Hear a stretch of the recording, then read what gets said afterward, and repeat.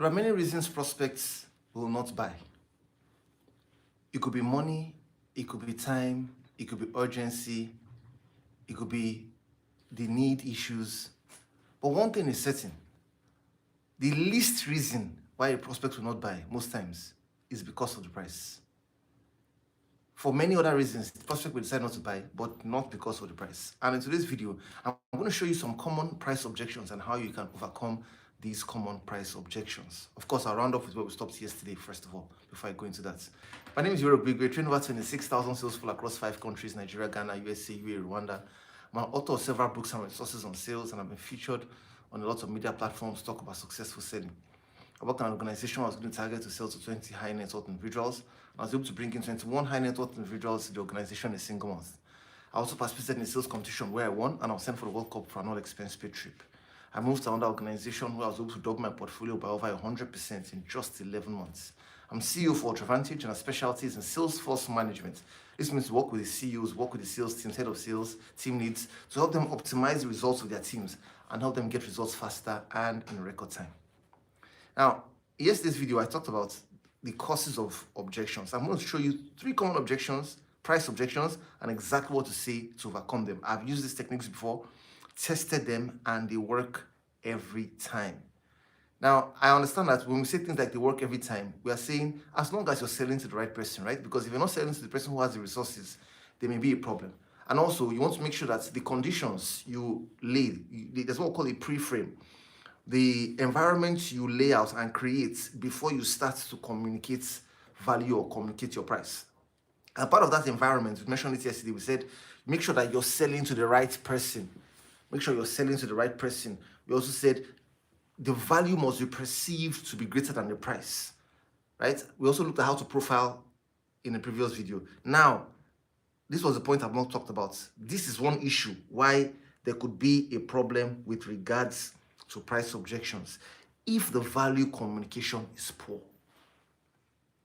Selling is proving that what I can give to you is greater in value than what I'm telling you to pay me.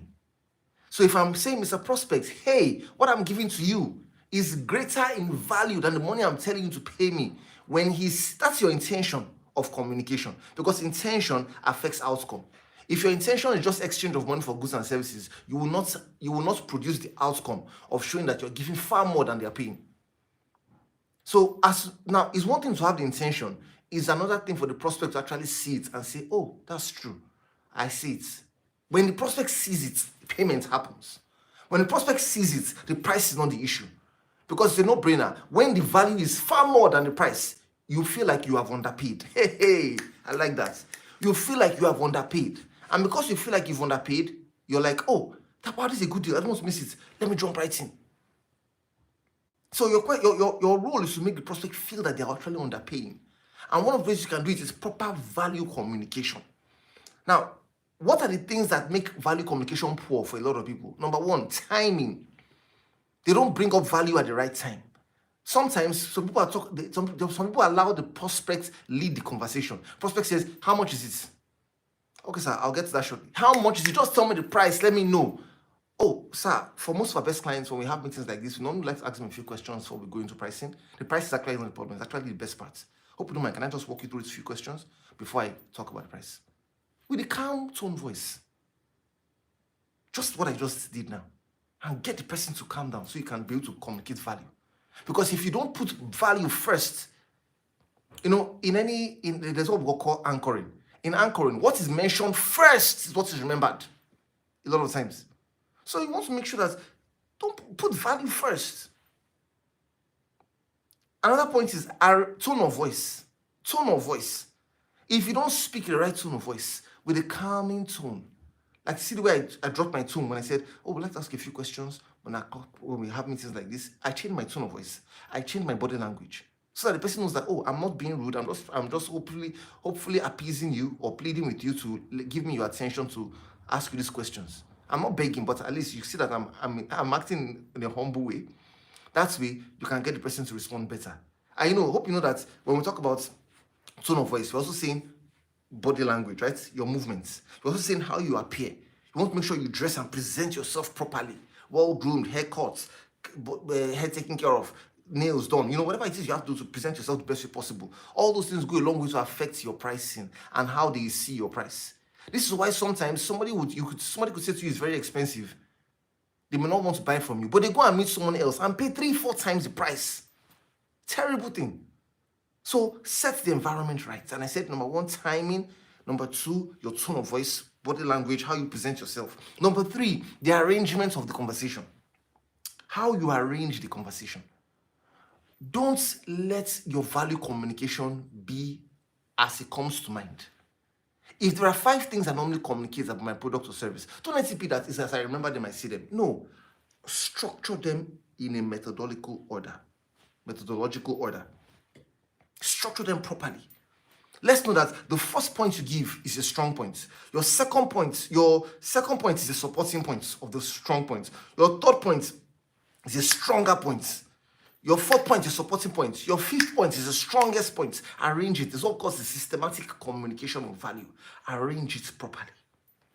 So that when you're engaging a prospect, he's moving to a crescendo. He's moving to the peak. Getting the best at the end. So when this value communication is arranged, it gives you confidence, you're calm, you're able to speak in the way you should. Now, let me give you some common price objections. I'm going to make reference to my book, Nothing is Expensive. The link is available if you want to get a copy. Now, somebody says, it's too expensive. Now, when a prospect tells you it's too expensive, one good question to ask is, okay, that's fine. Compared to what, please? What are you comparing it with to say it's too expensive? And I say, well, compared to other whatever, then I mention. Then you now ask, okay, can you tell me some of the things they're offering you so that at least I can see if probably we're offering more or we're offering the same thing? Okay, then let the person tell you what they're offering. Okay, then let the person, by the time the person is done mentioning to you what they're offering, then you also mention what you're offering, which is most likely going to even be more than what whoever they talked about is offering. Sometimes, so people tell you it's too expensive because they want to throw you off balance or because they're not expecting that amount of money. At this time, the second thing you can also do is educate the client. Educate the client. Because you see, the prospect is not in your industry. In their own industry, they think they want to use the benchmark pricing of their own industry to compare with the benchmark pricing of your own industry.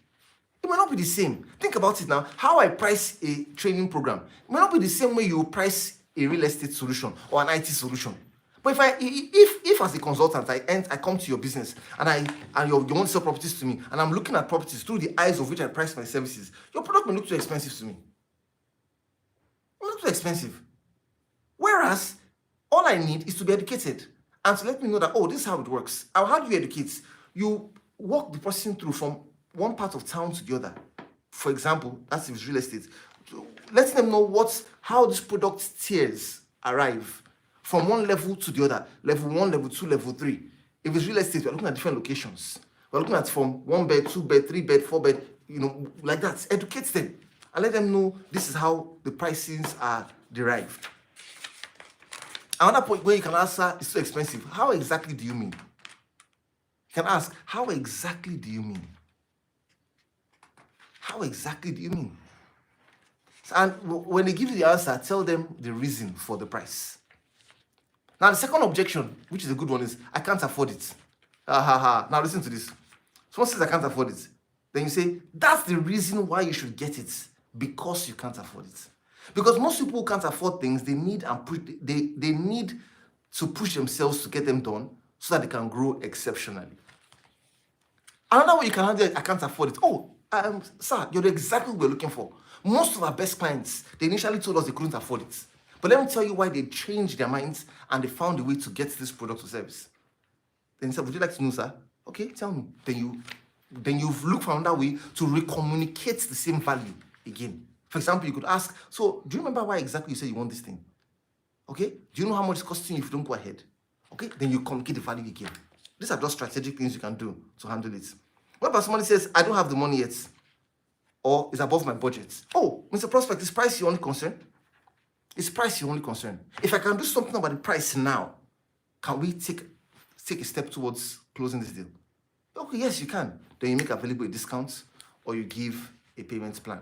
So these are some strategic things you can do to handle common price objections. So please practice these things today. Rewind, watch some of these points again, listen to them again. They would help you better when you close sales. If you haven't watched this video, please watch this. If you haven't subscribed, please subscribe here. And I look forward to seeing you in the next video. Thanks so much for watching.